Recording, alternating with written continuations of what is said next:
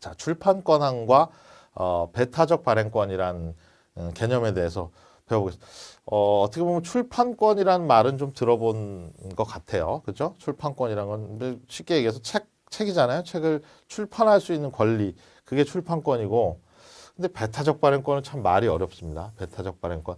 근데 이 개념이 우리 저작권법에 제법 중요하게 여러 조항에 따라서 들어있기 때문에 우리가 한번 알아둘 필요가 있는 거죠. 어떻게 보면 출판권이든 배타적 발행권이든 사실은 이게 이제 이쪽에 종사하는, 그러니까 저작물에 관련해서 이제 종사하는 사람들이 아니면 사실은 친숙하지 않은 표현이고, 또 뭐 굳이 필요가 있겠냐 이런 생각을 할 수도 있는데, 저작물을 이용하는 사람 입장에서도 출판권자나 배타적 발행권자는 굉장히 강력한 권한을 갖고 있기 때문에, 그러니까 어떻게 생각하면 되냐면 출판권과 배타적 발행권은 자,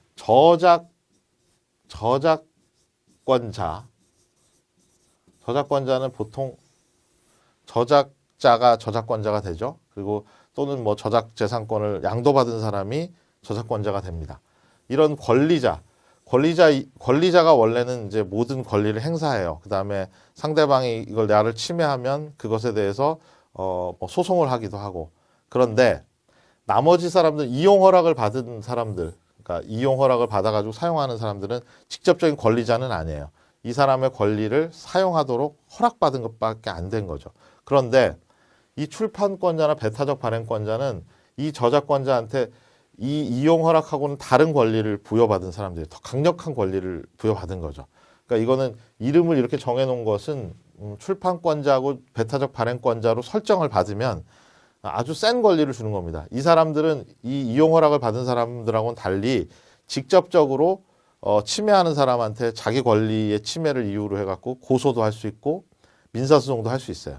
왜냐하면 이 사람들은 권리를 준 거거든요. 이 사람은 이용을 허락해 준 것밖에 불과하지만 이 저작재산권자가 새로운 권리를 설정해 준 겁니다.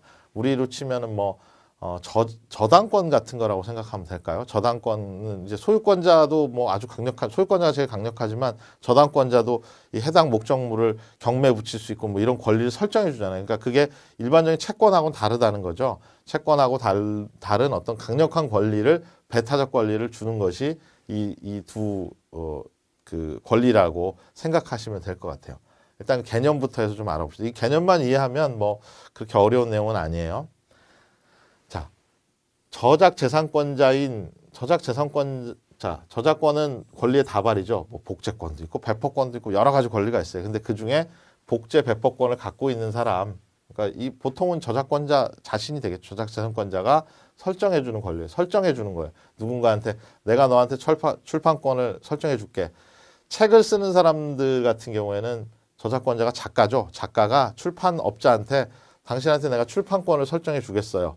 단순히 책을 내라는 이용 허락하고는 달라요. 그럼 돈을 더 많이 받겠죠. 더 강력한 권한이니까 이 출판권을 설정해주면 출판권이 생깁니다. 무슨 권리냐? 이게 저작물을 인쇄, 유사한 방법으로 문서 또는 도화로 발행, 복제, 배포하는 권리다. 그러니까 책 내는 권리예요. 출판하는 권리를 설정해 주는 건데 그냥 이용 허락해서 해주는 거하고 출판권을 설정하는 거하고 질이 다르다는 거예요. 출판권이 훨씬 더 강력합니다.